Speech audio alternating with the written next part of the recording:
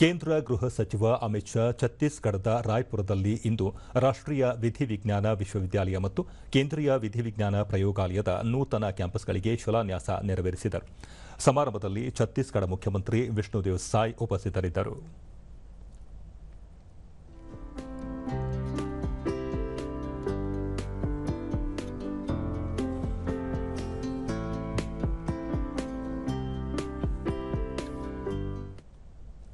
ಸಮಾರಂಭ ಉದ್ದೇಶಿಸಿ ಸಚಿವ ಅಮಿತ್ ಶಾ, ಯುವ ಜನತೆಯ ಸಶಕ್ತೀಕರಣಕ್ಕೆ ಕೇಂದ್ರ ಸರ್ಕಾರ ಆದ್ಯತೆ ನೀಡುತ್ತಿದೆ.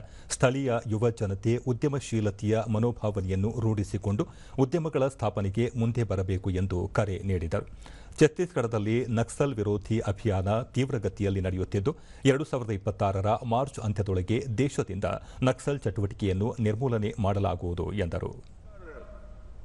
नया तैयार हो तब तक इसके अस्थायी परिसर की भी आज एक प्रकार से शुरुआत हुई है. ये तीनों इनिशिएटिव